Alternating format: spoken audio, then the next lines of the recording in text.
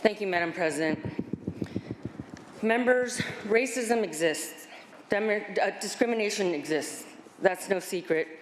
I've experienced it myself. I've shared it last week when we were voting on ethnic studies. That was just a very small example.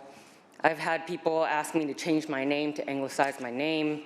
I've had, we all heard about Kung Flu and how the Asian Americans are treated because of COVID right now.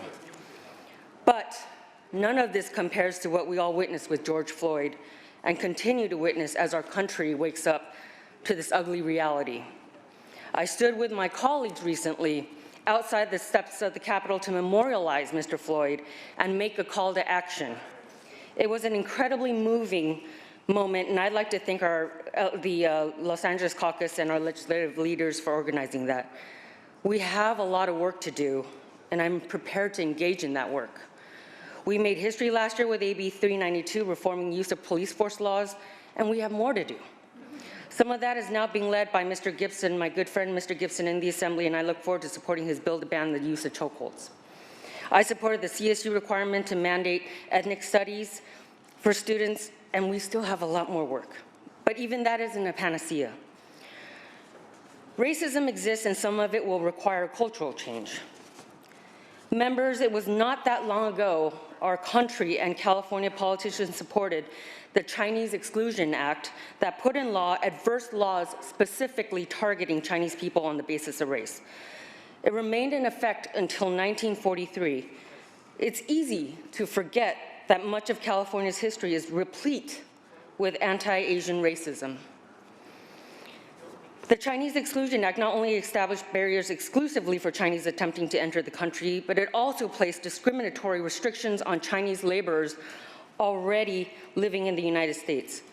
We actually had laws at one point prohibiting public bodies from employing Chinese and called upon the legislature to protect the state from burdens and evils arising from their presence. It wasn't long ago that there was an entire political party created and organized around anti-Chinese racism. It was called the Working Men's Party of California. Its famous slogan was, "The Chinese must go." Their biggest leader and advocate, Denise Kearney, infamously proclaimed, "California must be all American or all Chinese. We are resolved that it shall be American and are prepared to make it so."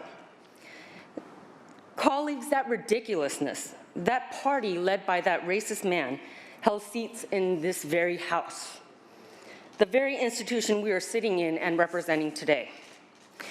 That racist party vigorously supported and pushed anti-Chinese laws and constitutional amendments.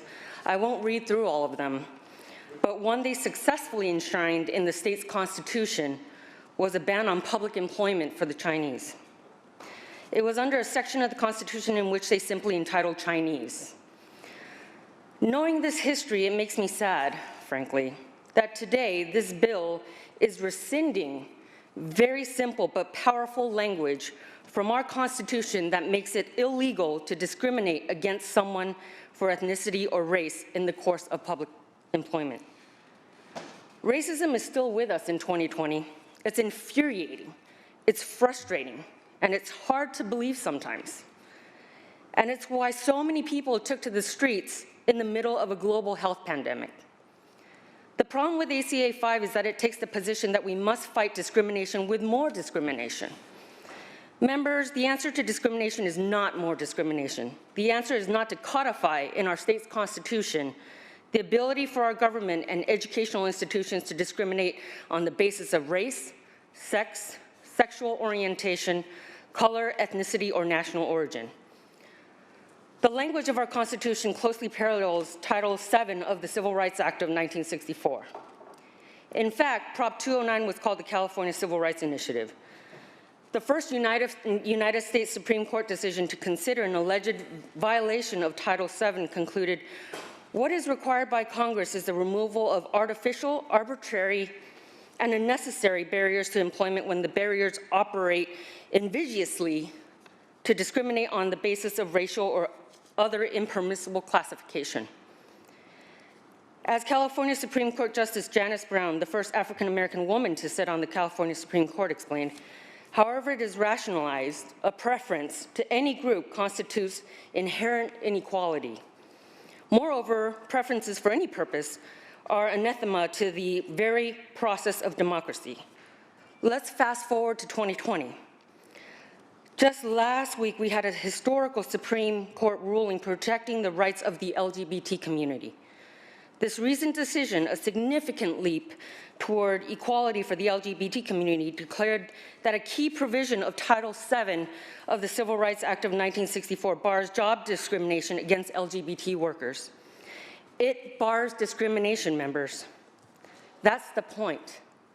Our institution should not embrace and celebrate discrimination based on race, sex, sexual orientation, color, ethnicity, or national origin. Let's not forget, this bill is eliminating a prohibition on discrimination based on sex, which the Supreme Court just determined encompasses the LGBT community. Let's read the California Civil Rights Initiative, or AKA Prop 209.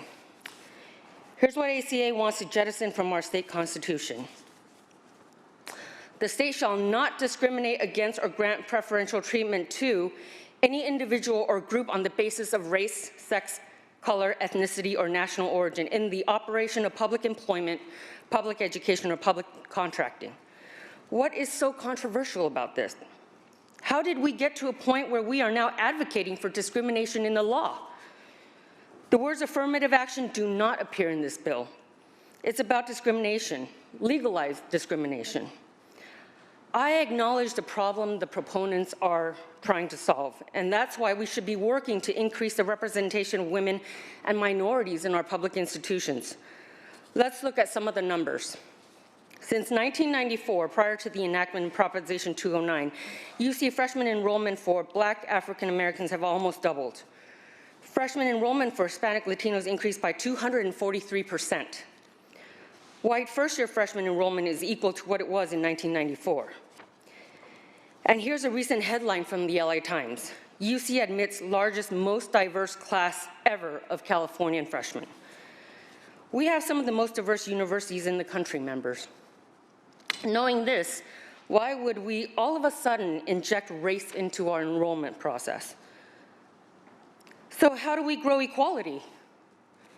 We need to improve our existing system and institutions. Let's look at public schools.